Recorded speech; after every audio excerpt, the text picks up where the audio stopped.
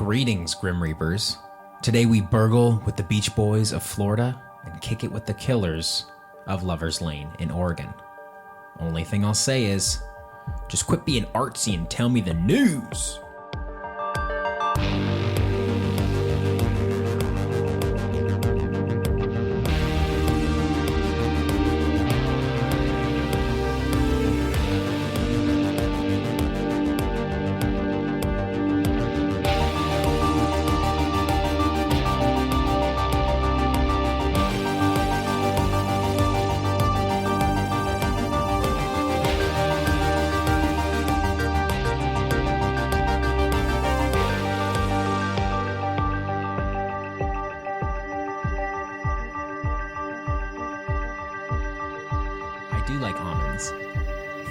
I do too, especially when they're stuck in my teeth. Let me check your teeth for a second. Shing! That was the sound of your teeth shining and there being no almonds in them. Hi, everyone. Hi, I'm Kendra. And I'm Blake. And this is Ghosts of the Gazette, where old news brings on new voices. And where forgotten headlines come back to life. Potter. Harry Potter. You are a wizard, Harry. You're a wizard, Harry. Yeah. Our millennial is showing. I know. Well, it is February 16th, episode 12. And today we're traveling to the year 1969. And we'll be talking about stories that take place in Portland, Oregano. I see what you did there. As well as Florida. I see what you did there. You're feeling a little goofy, feeling a little silly, right feeling a little bat. extra goofy right today. And of course, we'll also have some extras for you as always. They're spicy. You got some good extras today, Kendra? I think so. They're a little bit long, but I've got a couple of funny ones. Okay, good. I like when you can find a little bit of humor in things, you know? That's what we're trying to do in general, I guess, with everything that we're doing here. Except for the really horrible cases that we cover. But well, let's dig in. Let's dig in. All right, Kendra, I found today's headline in the Daily Advertiser, a paper out of Lafayette, Louisiana. Okay. The Daily Advertiser. So they're Daily Advertiser. They're okay, so they're transparent advertising about what it is. Okay. I'll tell you what the headline is that caught my eye. Okay. After these paid advertisements. Just kidding. I am withholding it for dramatic purposes. Sure. And I'll tell you what it is later. Okay. To start this story, we're heading back to December 7th, 1967. Exterior, Whiskey Creek, Florida, dusk.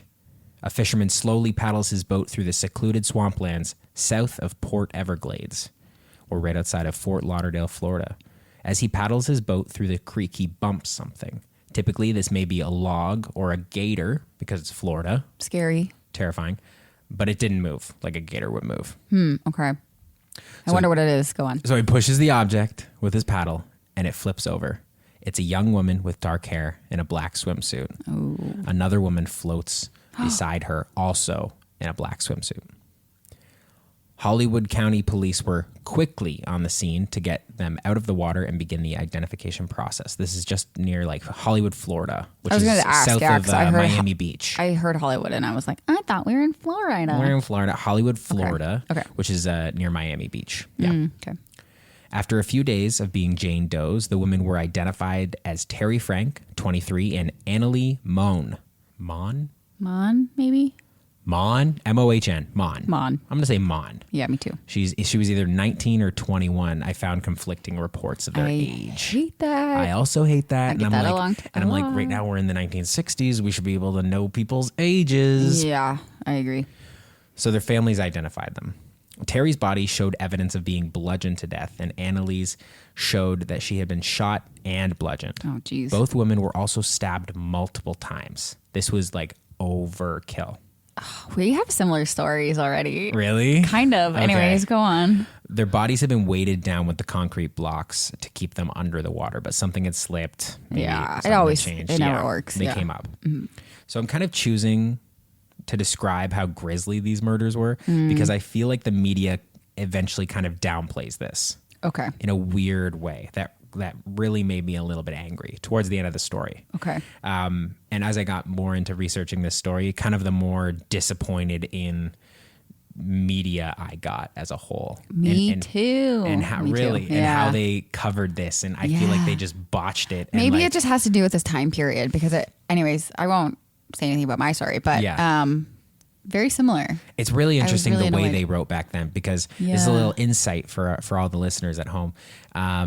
When we're doing our research, you can really tell the difference between time, like eras, different eras of how they report the news. Oh, like totally. early 1900s, they're straight to the facts because they got less, like they have less pages to fill, and it was almost more about reporting the news. Like this person was in prison, this person went to here, this person then went to here. But by like the late 60s, early Something 70s, like these exposés start coming out, and like they're very eloquently written, and they're just extra long. and they're very long, and they very don't long. They, Don't it's go like anywhere. They'll take the same details and they'll stretch it out to like 3 pages. So Okay. it's a lot more annoying. But anyway, yeah. With the bodies now identified as Terry and Annalee, police were then able to trace the movements of the women in the days leading up to their deaths. They were evicted from a hotel in the Bell Harbor area near Miami Beach on December 3rd. Employees of the hotel had reportedly been told by Terry Frank that she had been threatened and beaten at one point by 2 men in her room. The heck? Yeah. One employee said she was scared stiff and wanted to show me a bruise someone had given her on the head. Isn't that interesting? Interesting. On December 3rd, the women were asked to check out of the hotel after an anonymous tip came in about them. The person said they were, quote unquote, deadbeats, at which time the hotel manager checked their bill and realized they had been running it up at the shops and restaurants. Like it was a massive bill that women that kind of seemed like this were probably not going to be able to afford. Yeah. So the women did pay the bill by check and then left. Also, they were like, hey, can you check this bruise on my head? And they're like, you know what? Actually, can you just leave? So it was kind of like I kind of took it as she kind of developed like a not a friendship, but like kind of like a knowing, like a familiarity with the like cleaning staff or like those people, and then the management got a call. Makes sense. Okay. Detectives, through getting in contact with the family of Terry and Annalee, began to form a picture of who the women were. The women had left their jobs as secretaries at a Los Angeles-based brokerage named Rutner, Jackson, and Gray. Before they had left, they had stolen $488,732 worth of negotiable securities. What is that? So negotiable securities, I had to look this up, are like stocks, bonds, and checks. It's things that have Crazy. monetary value that are easily transferred. Okay. So it's like stealing a bunch of money. Yeah. It's just a in massive different heist. way. Yeah. Okay. And that's about $4.6 million today. Oh my God. Yeah, $488,000. That's nuts. So after leaving Los Angeles, they went to New York and sold some of this stuff. It looks like some people were arrested for this, but not them, to the best of my knowledge. And then they fled to Florida. Fled to Florida. Fled is probably the proper word to use there. fled to Florida. Fled to Florida. Join the flea circus. Anyways. I'm so funny. You're so funny. From here, the details got a little lazy. Oh, lazy. The details got They a were little too bit busy lazy. fleeing in Florida. Fleeing in Florida. They got a bit hazy, but both Terry and Annalee fell in with the wrong crowd. A few days before their eventual disappearance, someone had seen the women hanging out with a couple of beach boys, not the band, but boys that hung out on the beach. Were they even around the 69-ish? 69-ish? Yes. Yes. Yeah, they're active from around the 1961. Oh, good Googling. Thank you. You're welcome. They were last seen getting into a boat with said Boys of the Beach, Boys of the Beach. not the band. It's a new band. Boys of the Beach. Boys of the Beach. Cut to early May 1968, 5 months after the murders. Police have their suspects. And get them. All right, everyone. Drum roll, please. Enter the Double Jacks. Double Jacks. Just 2 Jacks. 2 guys named Jack. So we're not playing cards over here.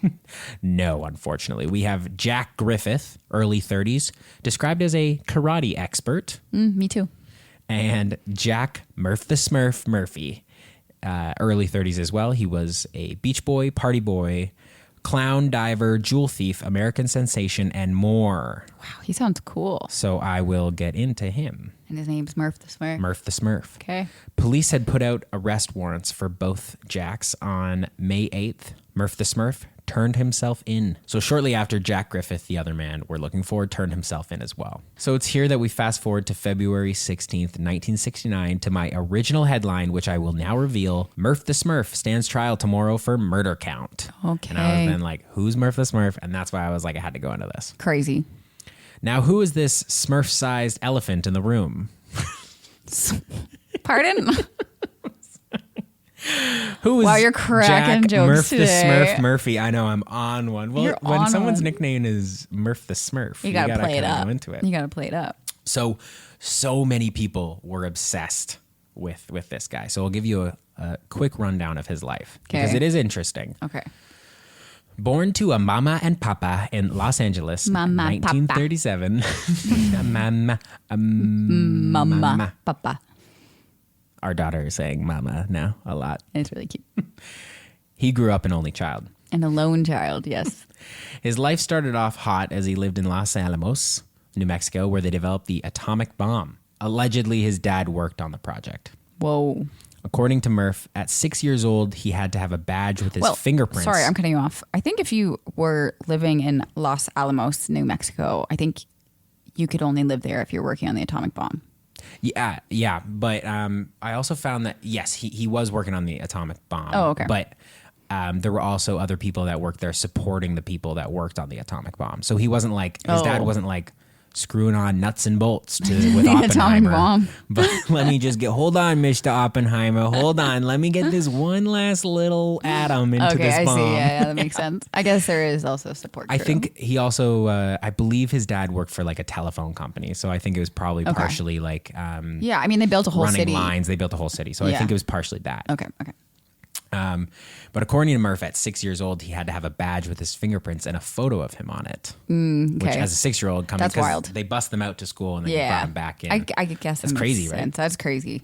So from here, his family bounced around after everything that went down with the atom bomb. His family bounced around to different cities, both on the East and West Coast, before settling in the Pit, Pittsburgh. Pennsylvania. That's exciting. I love the Pit. We love the Pit. I love the Pit.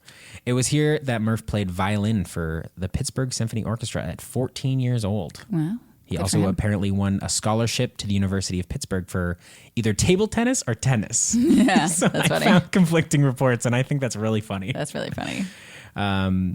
He had many talents. Clearly.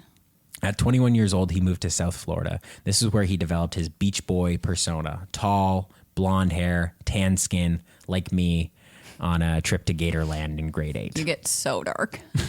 I do get really... I'm very blonde. My hair got really blonde when I had hair. I've seen lots of photos. Trust me, everyone. I had long hair that was blonde. Yeah. You had hair at one point. Where did it go? It was in Florida that he became a champion surfer, as I mentioned before, and he also was a clown diver in 1961. What the clown diver? Is that? So it was a part of a bit where he would challenge a good diver to Okay. dive off. Like, I challenge you to dive off that dive platform and do 3 flips. That's so And then- interesting. and then they would do it, and then he would horribly fail. Like, I have a quote here is he would, quote unquote, tiptoe to the end of the board, do a clumsy pirouette, and topple artlessly into the pool. Hilarious. Everybody laughed because it's funny to see Man, someone everyone fall. loves this guy. So accounts differ on this, but some people say he'd actually mastered incredibly difficult dives, and some people said he had was not awful. mastered any of the difficult dives. That's so funny. And that's what was so interesting about this guy is because he seemed to have this effect on people where they became enamored with him, which Yeah. makes sense. He's got a crazy life. yeah, totally. He's charismatic. He's got That's- riz. he's got that riz He's to definitely him, got riz. for and, sure. And all the photos of him, he's got like this blonde hair. He's tan. He's always wearing like Ray-Ban sunglasses. Okay. So he is looking cool. It's a look. It's a look. Okay. So he also got married in this period to a woman named Gloria and had 2 children. Okay. So right now we have champion surfer, violinist, clown diver, table tennis or tennis pro, and a pool boy, which I didn't mention before, but he was a pool boy. Okay. I was also able to find that he had a side hustle where he made straw hats and sold them at major tourist spots in Miami Beach. He's a hustler. So he was doing all of this before the age of 30. That is crazy. So what's your excuse, everybody else? Literally. What's your excuse? Step Murph the up. Smurf been here doing that. Do some clown diving, everybody. Come on. Make some money. There's a photo of him as a clown diver. Oh, really? Yeah, we'll put it up on Put that on the Instagram. Instagram. Yep. We'll put that on Instagram. So in addition to all this, he was also a cheater. A no good, dirty, rotten cheater. Oh. He would Oh, he reportedly sucks. come home late from work all the time and wouldn't even try to hide the lipstick. Oh, I hate him. That's the quote. He wouldn't even try to hide the lipstick. Murph the Smurf, you're on my shit list. He also made surfboards, apparently really good ones. He owned a surf shop. Dude was busy. In his off hours, he was part of a crew that would also break into waterfront mansions and steal money, jewels, and artwork, escaping by boat. I railroaded that in there. I love how you're like, oh, he's so funny. He does all this stuff. And now he's just like, you a bad guy. Yeah. He's a bad guy. He would also reportedly scale high rises to steal things. Okay. A regular old, what's his name from Free Solo? Alex something. I just remember his name was Alex. Free Solo, a Smurf burglar. Smurf burglar. The Smurf burglar. I'll have a Smurf burglar, side of fries. Go on. I also want to say that at this point in my research, I realized his name was not Murph the Smurf. Oh. And his name was Murph the Surf. And it Oh, was okay. a weird... That makes sense, makes right? so much more sense. But it was he was a surfer dude. Yeah. Surfer kid. Yep. Okay. Yep. So- And then it was really trippy looking back into all the articles that I had looked at and seeing surf. Oh, It was a that is Mandela trippy. effect because I was like so sure his name was Murph the Smurf. Oh, that's and I so checked funny. my Google That history. kind of sucks. Murph the Smurf I sounds checked so much my better. Google history and I had been Googling Murph the Smurf. And you didn't realize that and Google was telling had you to- always been saying, "Did you mean Murph the Surf?" And I just ignored it. I said, Dumb. "No, I didn't. No. I know what I'm talking about." I need Google. my Smurf. I mean Smurf. Okay, so less little blue guy, More surfing on a wave. Surfing on a wave. Yeah. Okay. So now onto the big thing, and I'll swear I'll get back to the murders. Yeah, So okay. I kind of this is forgot all about them. I know that's That's the the issue. whole That's thing. the whole point. And, Oh, and I don't man. want You to got fall me. into the same pattern Yep. that all these other media outlets did. Yeah. Because he had a crazy life, but I feel like it's important to Yeah, tell you about this. I agree. So here's the big thing that Murph the Surf was known for. Okay. On October 29th, 1964, Murph and two other men were involved in an insane burglary at the American Natural History Museum in New York. The big one. I'm pretty sure that's the same one that Ben Stiller is the guard of in Yeah, he is. Night at the Museum. Yeah, and he all I can say is. is this probably wouldn't happen on his No, watch. he wouldn't have. No. No, he wouldn't have let that happen. Nope, not. And especially all those other things that come to life in that movie. They They'd all wouldn't let attack that him. happen. Yeah. It's like one of Exactly. those like would 1,000 Well, they were trying to Miss steal. They were Piggies trying to steal the versus- tablet of Achman Ra. 1,000 Miss Piggies, Versus 1,000 Robin Smurf. Williams as Murph the Surf. versus a Smurf. Yeah. So, in what was called the jewel heist of the century, they got away with 24 precious jewels, including the world's largest sapphire, the Star of India, from the J.P. Morgan Jewel Collection. That crazy. Yeah, security was surprisingly relaxed at the museum. Yeah, no shit. Not as portrayed in Night at the Museum. No, yeah. During no, the of course day, not. they unlocked a window and then snuck in later that same night to that window. And only Okay, one yeah. of the jewels was protected by an alarm, and that battery was dead. Oh man. Yep, the quick smash and grab netted the thieves a heist valued at $400,000 or $4.1 million today. Wow. Yeah. That's insane. There are some fun photos that I found as well of detectives walking around the scene and like dusting the cases for fingerprints, looking at the window, like all that sort of stuff. That's crazy. In 1975, the heist was actually immortalized in a film called Murph the Surf. So for sure it's not For Smurf. sure it's not Smurf. Go on.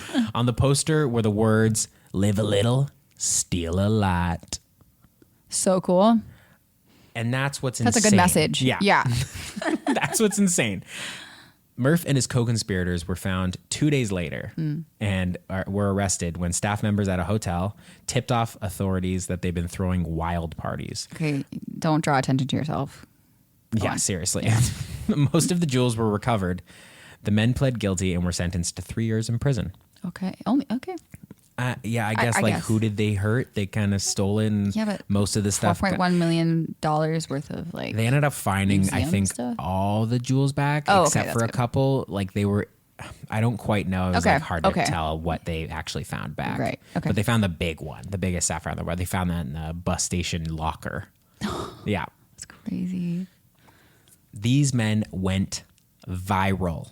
Okay. The party boy aspect, the complete disregard for the law. Everyone thought it was super cool because they're like, oh, we're just stealing from the rich. Surf's up. Surf's up, dude. Surf's up. That's Surf's what he up. always says. Surf's up. Years later, Murph said, I love the insanity. I love stealing jewels. I was like Cary Grant, very exciting. And people you stole from always had insurance. Which, like, Sure, I like guess, who yeah. else are you hurting except for insurance companies? Well, here's the other people he was hurting. This brings us back to March 1969. After trials, retrials, and really good lawyers delaying the inevitable, Jack Murph the Surf Murphy was convicted of first-degree murder. Okay. He received life, while Jack Griffith received 45 years and was convicted of second-degree murder. Let me guess, though. They probably got out in like 10 years. Go on. The motive that had been given was a dispute over the remainder of those negotiable securities. They had been a part of a theft from the beginning, inciting the women to steal that stuff from their Okay. employer in LA. I didn't even make that connection. Like, Yeah, he was so they were- stealing and yeah.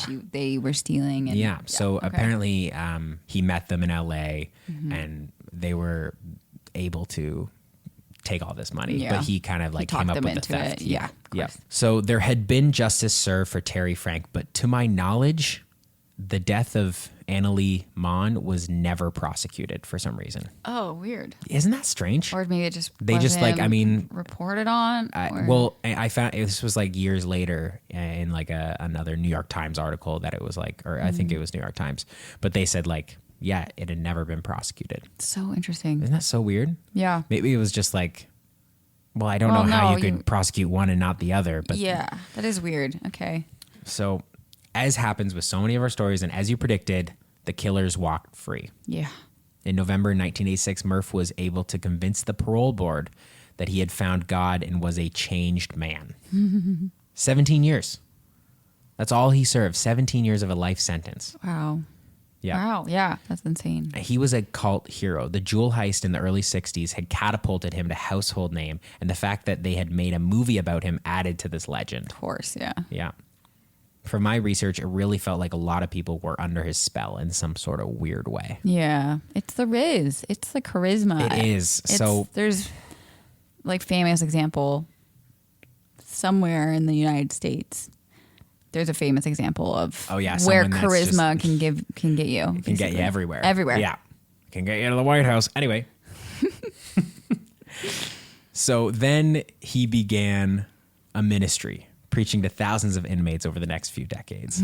His star status rose to when he became a television evangelist and went on to national prayer breakfasts with Ronald Reagan, who was the president at the time. Yeah. Isn't that insane? Yeah. Dude murdered 2 women. That's brutal. Let's not forget, he murdered 2 women, stabbed them, bludgeoned them, weighted down their bodies Yep. over money. And for years, he had been stealing, and he had Yeah. been like, it's just crazy. And there was also another thing that he might have pistol whipped a famous actress, but she didn't show up to the, and they gone didn't through show up the, to court? She didn't show up to court. Oh wow. Do Yeah. you know what actress or no? Tell me back then. I won't say Amy Adams.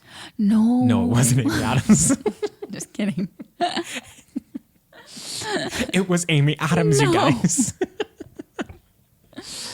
No, it was some. It Okay. was an actress that was Yeah. prominent at the time. I don't Yeah. have it off the top of my head. Okay. Well, next time just do your research. Okay, That's sure. all. I did my research, but I didn't think it was that that important. Didn't think I it'd was come up in definitely going to ask conversation. that question. Anyways, we can have this fight later. Anyway, Yeah. in 2000, the Florida Parole Board ended his lifetime parole. He was fully free. After Brutal. continuing his ministry for more than 20 years, Murph the Surf died in 2020. COVID? No, it was heart failure Oh, and okay. like organ failure. Oh, okay. But maybe contributor to go. I don't know. I don't know. I don't do my research, I guess. 2020. You think of one thing. As I kind of touched on earlier, media coverage of this man is so weird. Like I've never seen anything Yeah. like it. Yeah. I'm Very going to read sensationalized. a couple of excerpts from Okay. different outlets regarding Murph the Smurf and his legacy. Murph the Surf, Murph the Surf. not Don't Murph forget. the Smurf. He's in the East Coast Surfing Hall of Fame. And their entry about his life is like 4 paragraphs in. It says, unfortunately, Murph started dabbling in crime. Dabbling. Yeah. No, he was full. Yeah, they go like, oh, and he was so important in the surf community and blah, blah, blah. And then he like dabbled in crime. Like dabbling what? in crime is like being a Dude said he loves stealing jewels. stealing caffeine pills. I gotta steal jewels. I gotta steal jewels. That's crazy. The New York Times, in their coverage after his death, said, was he a genius? Perhaps. Did he win a tennis scholarship to the University of Pittsburgh? Probably. Okay, tennis. Oh, wait. Sorry. Go on. Yeah. Did he conspire with two secretaries to steal securities from a brokerage and lure them aboard the speedboat where he and another man bludgeoned and smashed their bodies to death and dumped their bodies in a canal in 1967? Probably. Probably. What? Isn't that wild? That's They go, so did he do weird. this? Yeah. Was he really cool? Yeah. Maybe. Did he maybe murder a woman and blah, blah, blah, blah, blah, blah, blah? Probably. But who cares? He's a cool guy. Even in, which you would expect, even in Murph's own memoir, he didn't even mention the murders. Yeah. He mentions that he was in prison, but he doesn't even mention what for. Yeah. But if you're like a born again Christian, you should be like, no, I wouldn't expect. Yeah. No, not at all.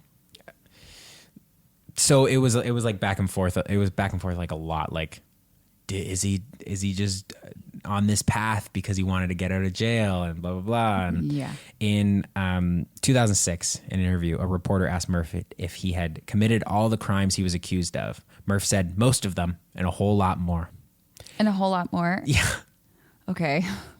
Brutal. Cool, bro. And you like to steal jewels. Yeah. No, this guy's off. In 2003, MGM Plus put out a documentary about Murph called Murph the Surf. I haven't watched it. Supposedly it tries to walk this line, showing both sides of Murph. I also found an article in Variety talking about this. I'm going to read a quote real quick. The docuseries explores the dilemma in real time, with the filmmaker clearly captivated by Murphy, even if morally opposed to his heinous crimes and the treatment he received by the media. This paradox made Murphy the perfect docuseries subject to explore, says Cutler. And then the murder of these women is always a footnote. Yeah. It's always like, look at this crazy guy. Look at his life. Look what he did. He was a clown diver. I'm guilty of this. Yeah. But he was, he was also arrested for murder.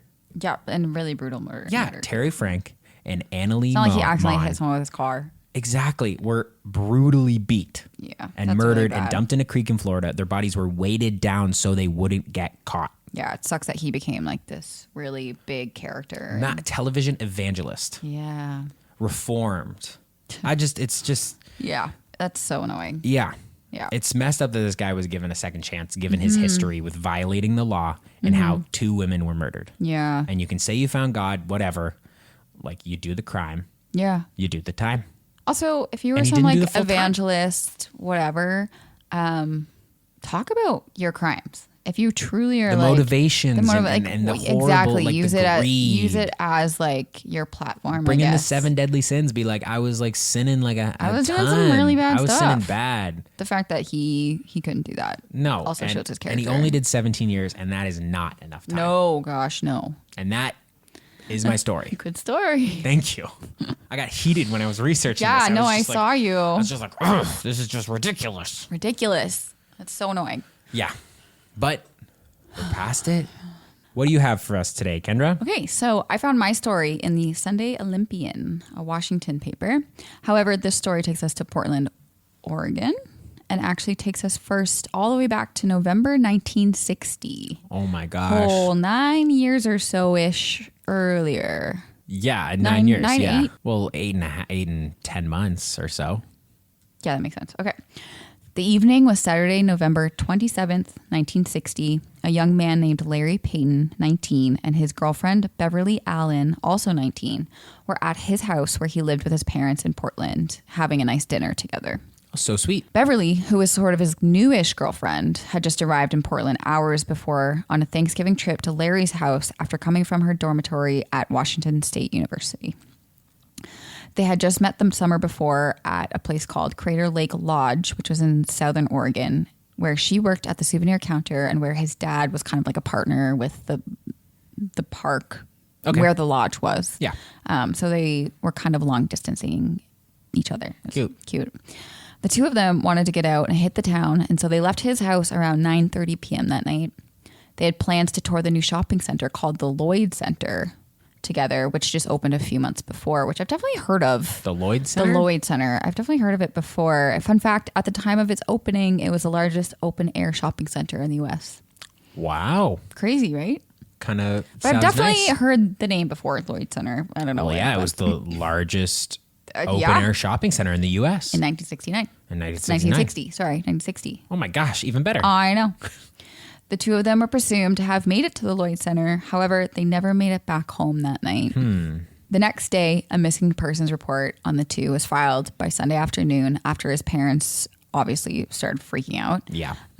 Beverly had also missed her 2 p.m. bus that she was going to take with some friends to return to school. So everyone was freaking out. It wasn't until that Sunday evening that a deputy was doing routine checks down what they called Lover's Lane. It was in the Portland Northwest Hills, which was like a secluded lookout over the city. Yeah, this is where people would... Yeah. This is like horror movie. Oh, okay. Like people Yeah. wrote this stuff, you know? Right. He came across a parked car, a 1949 black Ford business coupe, and as he shone his flashlight into the car, he noticed the body of a young man curled up and laying in the front seat with his shirt half off, showing obvious stab wounds all over his body. Oh. This, of course, was Larry Peyton, but there was no sign of Beverly. Interesting. Lover's Lane went from nobody around all day until suddenly becoming very chaotic very fast, with police, onlookers. They blew the up. That whole spot's city blown just up now. Blew up. No more lovers. Yeah. Upon inspection, Larry had suffered a blow to the head, which caused a skull fracture, along with 23 stab wounds. Holy crap. 14 in the front and another 9 in the back. 9 in the back. Which And he is, was sitting in the car seat, or he's lying he was, down in the yeah, car he's seat. kind of like fetal position in the front Oh my gosh. seat. Yeah. Meanwhile, a manhunt obviously was going on for the missing girl, Beverly, where they had agents fanning through the thick brush that covered the hills, searching for any trace of her, but they had no luck. All they knew for sure was that the boy was dead and the girl was missing, and they assumed at the time that the couple drove to Lookout where an assailant was waiting, killing Peyton to then kidnap the girl. I mean, yeah, that happened in the 60s. Like, Yeah. you wouldn't immediately assume, like, oh, the girl did it. You'd be No. like, there was... Yeah, there actually, I never was- even had that thought. No, yeah, there was a that- serial killer. Because, I mean, Yeah. Well, yeah, we also she could find have done stuff. it. But, yeah, but, like, yeah, like, you immediately think serial killer. Serial killer. Zodiac. Yeah, exactly. That's the guy that did it. It's like classic Lover's Lane. Yep. It's a horror and movie. someone with a mask comes Nightmare. out. Yeah. Yep. However, the car was found also sort of lodged against an embankment, giving them a theory that it was possible that Larry's car was forced off the road by another car. So they didn't really know. It was noted that the two were not robbed as well. Like Larry still had on an expensive watch, and there was like $3 in his wallet, and they found her purse, and That she wasn't had the some money in motivation. there. Money Not was the no motivation. motivation. They did, however, have some of her stuff still in the car, including her bloodstained coat and a purse, indicating that she put up a fight. Her broken glasses were also found just outside the car, along with pieces of a necklace. Wow. There was also some footprints they found, like in the mud on the side of her car, that they took photos and stuff of. And the keys to the car were found in the brush on the hill. And there was a small knife on the hood of the car, but police did not think it was the murder weapon since they just didn't see any blood on it, I guess. They That's just ruled weird. it out as not the murder weapon. That can't be it. That's not bloody enough. That ain't it. There's Yeah, a lot of basically. blood here. That doesn't have blood on it. Yeah. They were able to take photos of fingerprints, I guess, in the car, but they were just too smeared to like do anything with. Okay. Yeah. So that kind of sucked. Great work, guys. Yep. There's also a mysterious bullet hole in the windshield of the car, which looked like it was actually shot from the inside out. This is a weird one. And he wasn't shot, so they weren't really sure what that was. And his parents said he didn't own a gun, or so. Yeah, very weird. On November 30th, so a couple days later, they still had no luck finding the girl, the knife used in the attack, or a possible gun. So they used a helicopter to hover over like the search area hills Right. to clear the thick brush. This is and the get, 60s. The helicopters exist. Yeah, I know, weird, right? Yeah, when we This is jump not the around, 1800s. when we jump around all these different times, and I they're know. like, they got in a cab, or like they took their car. I'm like, what? you What? talking Not a about? wagon? wagon. The police also put out warnings to young couples in the city against parking in secluded spots where sex deviants may lurk and prowl in such places. That's a terrifying. That's a terrifying statement. Yeah, it's sex very- deviants may sex lurk. deviants may lurk. They also appealed to the public to look out for Beverly Allan, who was described as being 5 foot 6 inches in height, weighing about 120 pounds, with brown hair and blue eyes. She was supposedly wearing black slacks, black suede flats.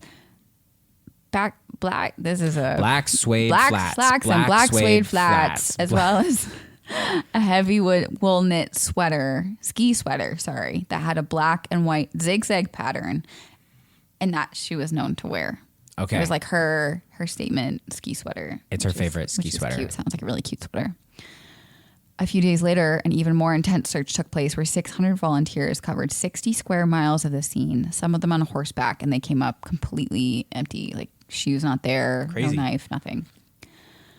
Fast forward to Christmas of 1960, and the only thing police had at this time is that around 11:30 that evening, a friend of Larry's told police that he saw the couple in downtown Portland while he was driving. And they drove up alongside them on Broadway and basically just said hi and bye to each other and waved out the door to say sup. At around 1:30 a.m., Larry and Beverly drove to a gas station on the south side of Portland as a gas attendant remembered the detail that Larry's car had the distinctive name Gabrielle written on the side of it, which was a thing. They never told us why in any of the papers, but the side of his car said Gabrielle for some reason. I don't know if it was his parents. Like painted on? Like painted on, I guess. Probably not a if it sticker. was like the I don't 60s know. where they doing like little hot rod races and I'm stuff not like sure. that. Yeah, there was no. I'll have to look into that to see if that was like a thing Interesting. back then. Yeah, The it was car's just a name detail. was Gabrielle. Gabrielle. At that point, it was assumed they drove straight to the northwest end of the city, pulling into the Lover's Lane. Crazy. Yeah. Finally, on January 10th, 1961, it was announced that she was found. Let's go. Oh, Nope, not a good way. Maybe not. Two men named Cecil Herb and Richard Shaw, who worked for the state highway, were driving a truck and clearing debris from the side of the highway when Richard saw what he thought was a dummy down the hill. But after asking Cecil to check it out, they realized it was the body of the young girl and told Cecil to drive to the police station. How many times is it a dummy? Never. It's never No one's a dummy. throwing dummies anywhere. No one's throwing dummies out. No. Dummy? Her lifeless body was found face down in the brush with her head downward on the incline of the hill to Sunset Highway, about 37 miles of Portland. Up the hill a little ways from her was her ski sweater and a part of her blouse. There was evidence that she had been strangled with a rope and assaulted as well, but there were very little clues to who killed her and threw her there, basically, which is so Goodness sad. gracious. Horrible. An autopsy revealed that she died only a few hours after Larry and had been there for the last 6 weeks. So, which was crazy because the guys that found her were kind of like, we literally walk here all the time, like clearing. They Just never must saw have her something for like wind must have yeah, must have uncovered the brush Yeah. in some way. The case then goes dark, though, until the following June when the knife that was used to kill Larry Peyton was found. So it wasn't the even knife that on random the knife yeah, that it was wasn't even left that on one. it. Yeah, What? it was in the bushes, like right next to where he died. Basically, These guys. It just was like covered. Yeah, I mean, you lose it's things. thick brush, I guess. Literally nothing happens for 6 years. What? 6 years? Yeah, they had nothing. They literally had nothing. Oh my goodness. Yeah. There was an article on March 29th, 1967 that talks about an important break in the 1960 case, but they do not elaborate. Cool. They're just like, hey, we Great got newspaper. something. We're not telling you. There's some news. I won't. won't People tell have been asking about the you. news, but you're going to have to see. They mentioned that they had some new tips and new informants thanks to an article that was printed the year before detailing photos and maps of the killing and kind of reminding the public about the case. Right. However, nothing happens until closer to August of 1968, where a headline reads, 3 nabbed in Peyton Allan killings. Wow. 3 men are officially charged. They are brothers Carl Jorgensen, 28, and his older brother Edward Jorgensen, 36, who live in Portland. Right. The third man is Robert Brahm, 28, who lives and works between Portland and Salem. Carl Jorgensen, the youngest brother, was a single bachelor who was arrested at the Nordstrom, which I think they said the single bachelor part because the way that they also did all these articles was yeah. very sensationalized too. Like this guy was like a handsome guy. Like he looked like a... Yeah, a bachelor is when they're like, he also, Murph the Surf also got referred to as a bachelor, even though he was actually technically married with kids. Oh, okay. Interesting. But yeah, no, this guy kind of looks like, what's that? The Hemsworth brother. These are kind of the Hemsworth brothers in a way. So the papers really were like, Hot boys. hot boys, yeah, basically. He was arrested at the Nordstrom Best store where he worked as a shoe salesman at the Lloyd Center, which actually doesn't have anything to do with anything. I just kind of thought that was a coincidence. Yeah. Because this is like 8 years later. Yeah. He was also an ex-boxer and an ex-door-to-door aluminum ware pot and pan salesman. You were just going to say door-to-door aluminum salesman. And I was like, you just want some melted down aluminum? I got some in a cup here for you. No, I was going to say just aluminum ware because that's what they said, but pots and pans. It's pots and pans, yeah. You want a couple aluminum? Yeah, aluminum. I got good aluminum for you. Edward Jorgensen, the older brother, 36 years old, I think I said. Yeah, 36. He owned his own car garage, and he was dragged out of his bed and arrested at his home where he lives with his wife and 5 children. My goodness. Yep. Robert Brahm, who at the time of his arrest was doing door-to-door pots and pan sales. More, you want some aluminum? Got some aluminum for you? It's the best aluminum you're ever going to taste. Anyways, he's doing pots and pan sales. He lived in Salem at this point, and that's where he was arrested. Salem, Massachusetts? Salem, Oregon? Where is Oregon? On the complete other side of this. Yes. Salem, Oregon. Yeah, correct. The whole time I thought Massachusetts. Yeah, too, I'm like, but that's Oregon far is commute. That's a pretty far commute. They are opposite coasts. Yeah, because I'm feeling a little witchy. He did live in Salem, but he would go to Portland on the weekends. So yeah, I guess it makes more sense. Jet setter. It's Oregon. Yeah. Jet setter. Jet setter.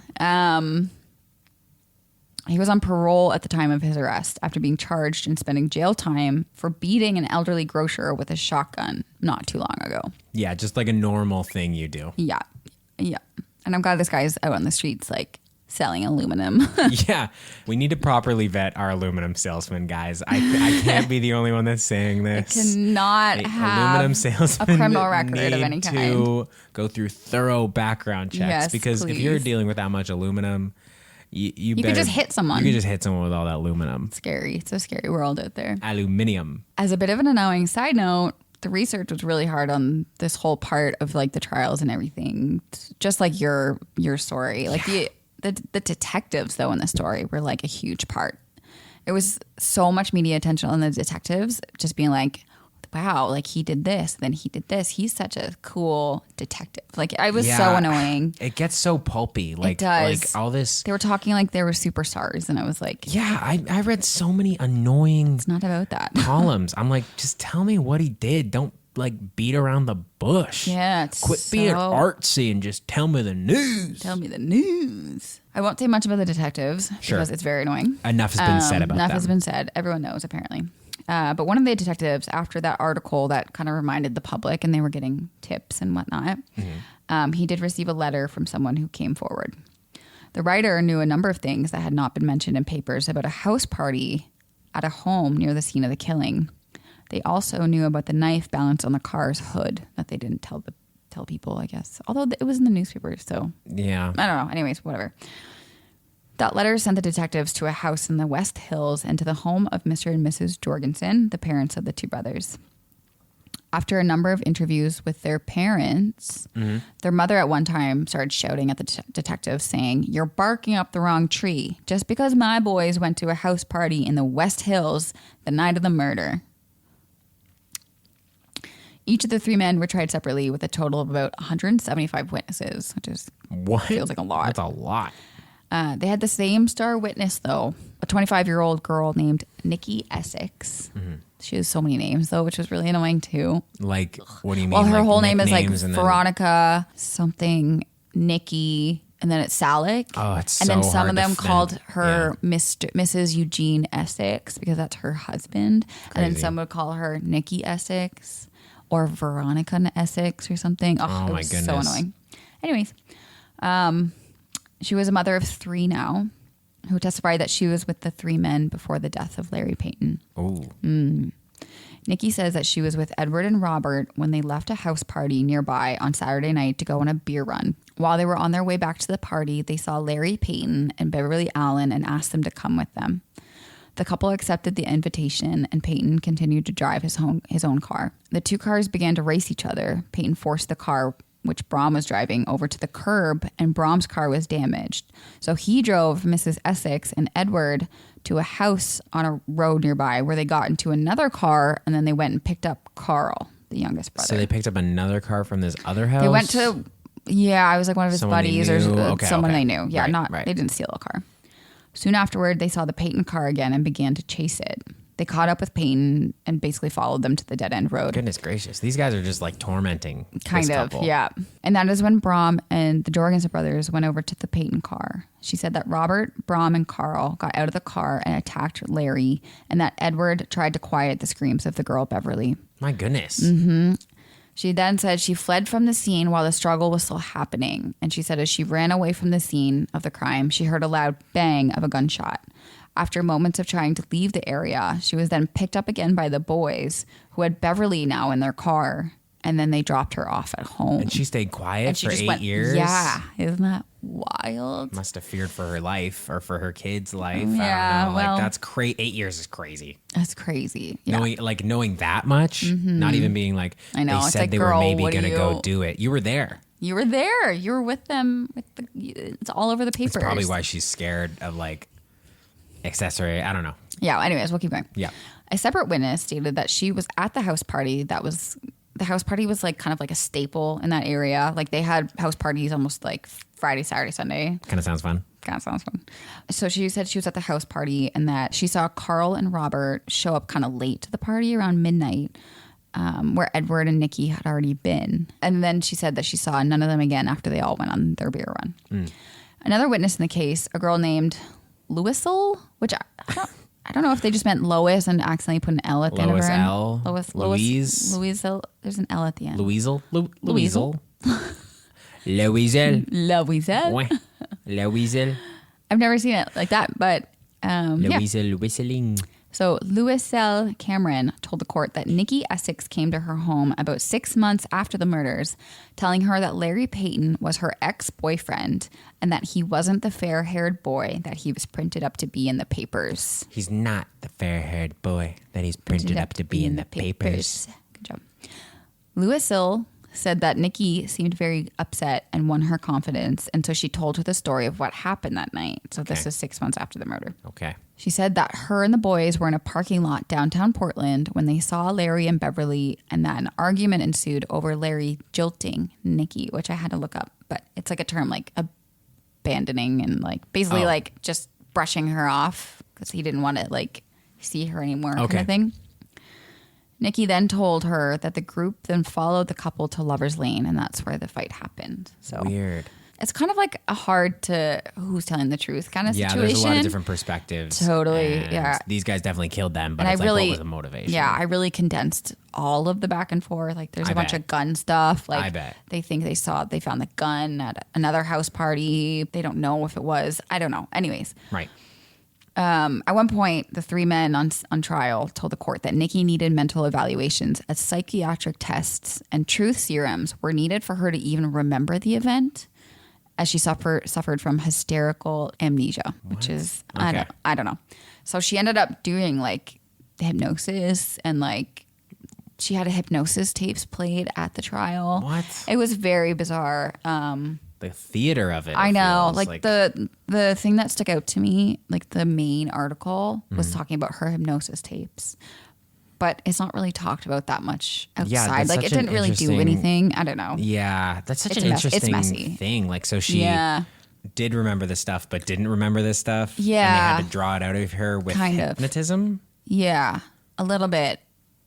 It's very bizarre. But then That's she so also weird. said that she did just remember it. It just took a little like pulling it out of her kind You- of thing. Hey, you will remember. Yeah. And she's like, I remember. It's sketchy. I don't know. That feels like out of sight, out of mind. Like maybe Yeah. she put it was so far back in her brain. I don't But it was there. I don't know. Or she just Anyway. felt bad about like not telling the truth right away. So now she's like, oh, like I forgot. I just forgot.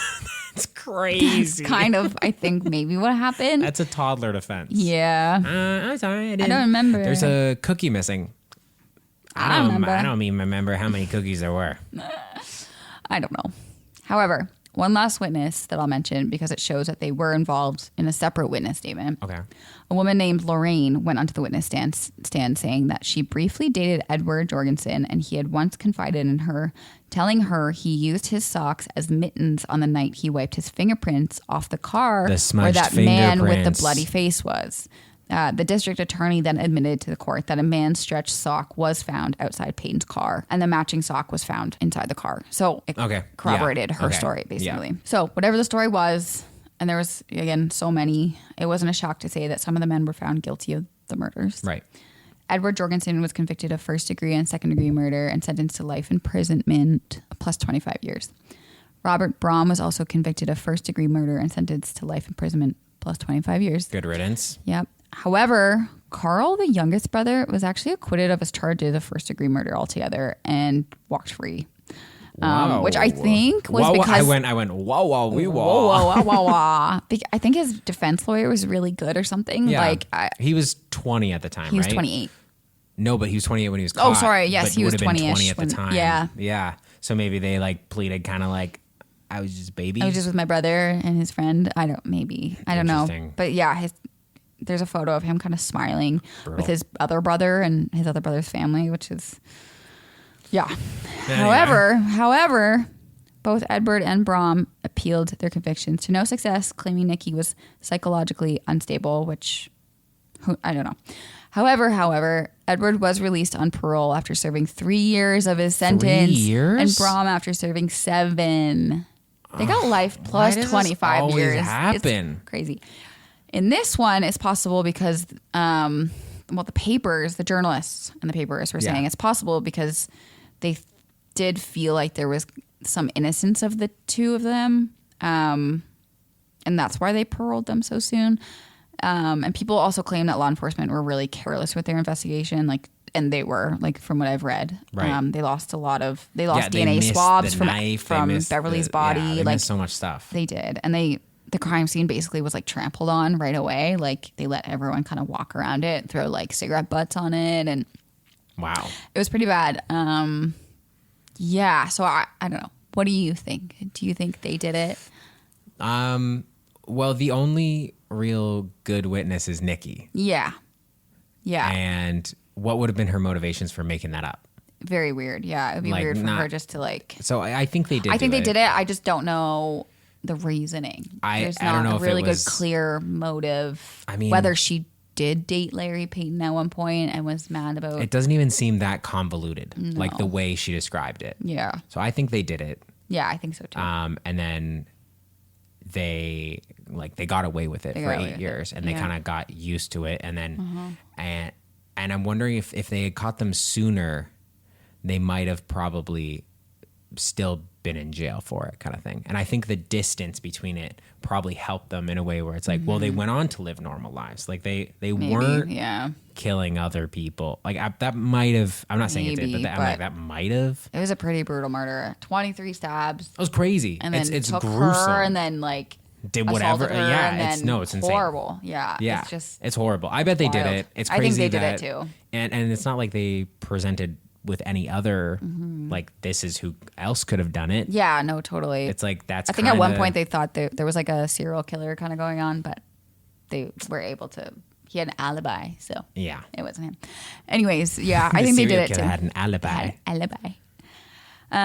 Yeah, pretty crazy. Wow, very sad. Super sad. And now it's time for extra. Extra, read all about it. Blake and Kendra got a couple little fun little tidbits they found while researching their stories that they want to share with you. Okay, so I am first. And my first one, it doesn't really have a headline. It was just a kind of a cute photo I noticed.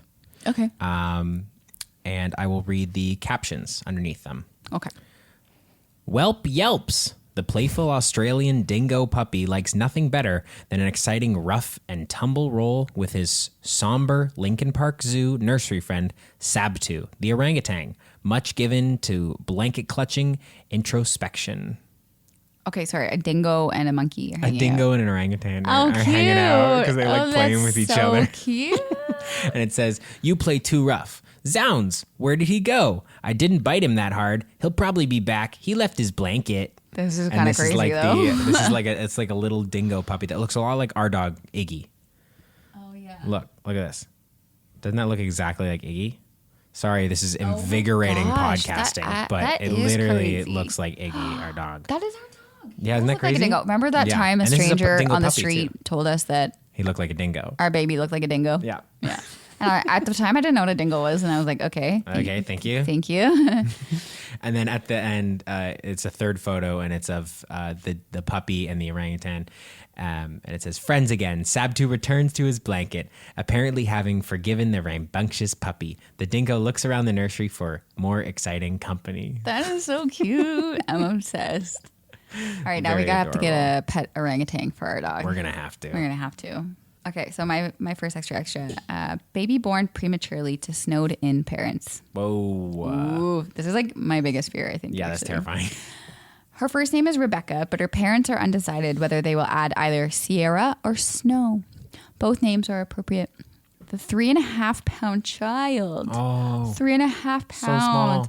Was born prematurely last Friday in a snowbound cabin in the high Sierras where her parents, Moshe and Anne Schifrin, went to spend the Thanksgiving holiday. Schifrin, a microbiologist for the University of California at Davis, said his wife was in labor 24 hours at home. Whoa, in the snowstorm. But delivery with his assistants took only 10 minutes. No, delivery took 24 hours. No, it took 24 hours. What are you talking about? Your delivery is only 10 minutes. Assistants, it only took us 10 minutes to yank that baby out. After making sure his wife and child were comfortable, Schifrin strapped on his snowshoes and trudged about a quarter of a mile over the frozen mountain countryside to a telephone where he called his mother-in-law and the family doctor to let them know the glad tidings. I did it. That's what he did. Ma, I did it. Oh, and she also had a baby, but I did But it. I did it. Only took 10 delivered minutes. It took 10 minutes. So easy. All they wanted to do was ask the doctor if there was anything special to be done for a premature baby, he said.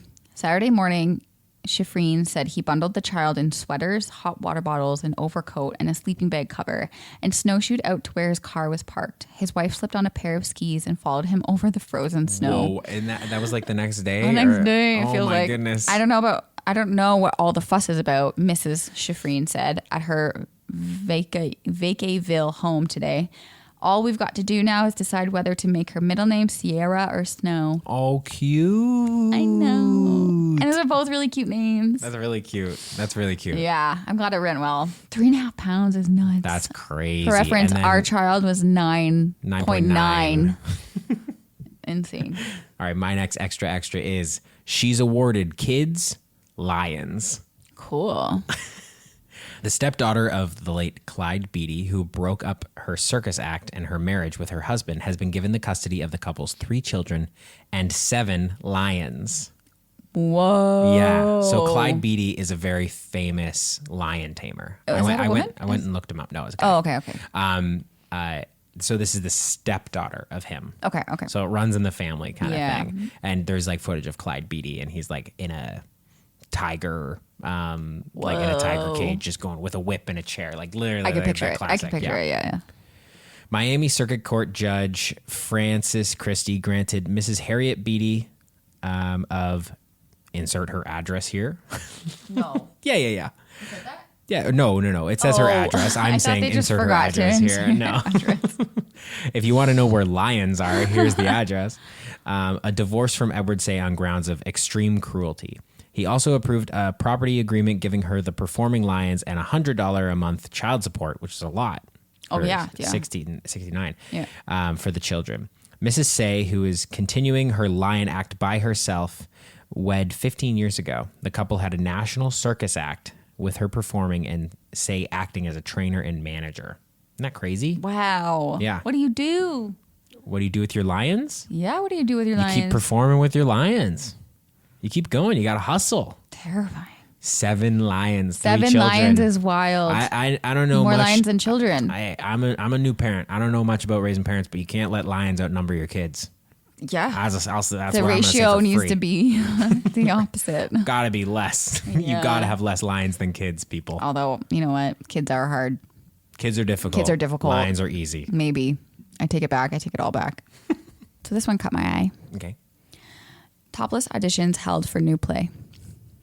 It looked like any other off-Broadway audition. Pretty long-haired girls in their short skirts and boots waiting in the dingy lobby of the teeny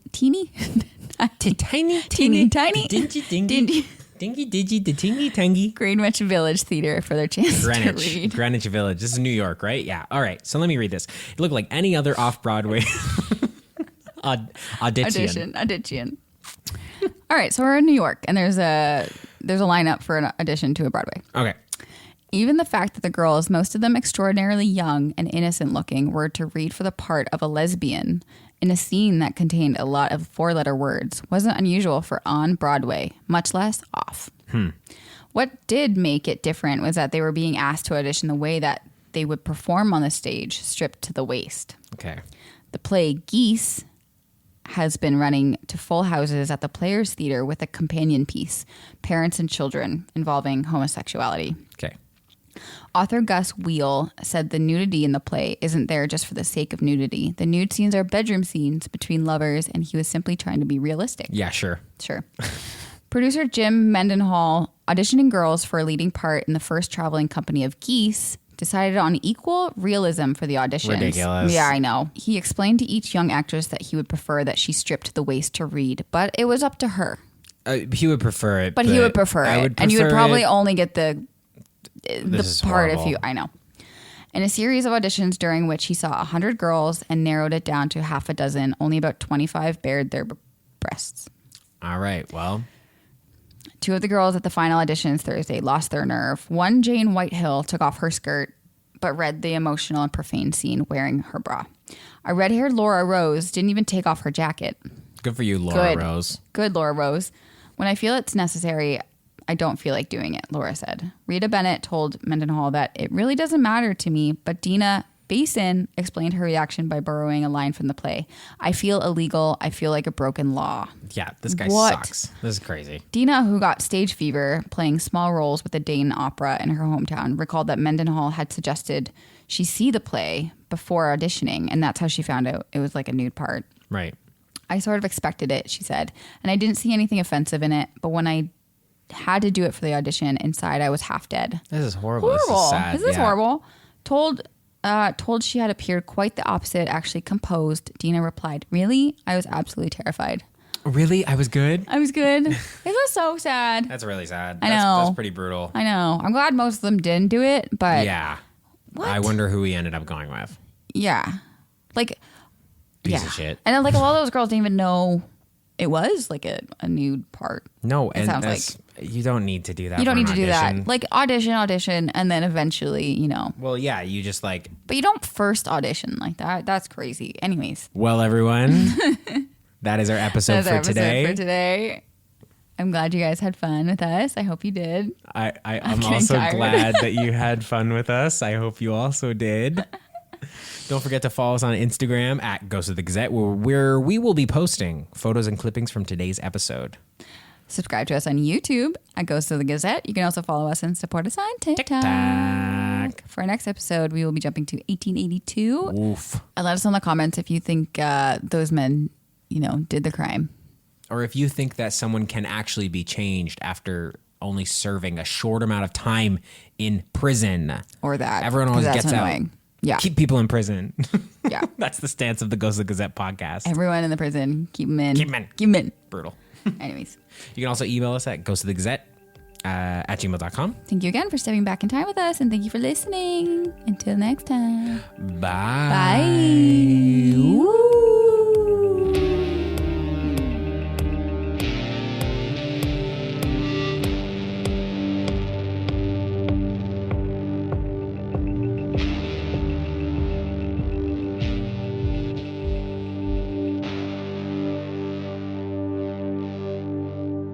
Ghost of the Gazette is written, produced, and haunted by Blake Garby and Kendra Clark. Original theme by Kelly Steinhoff.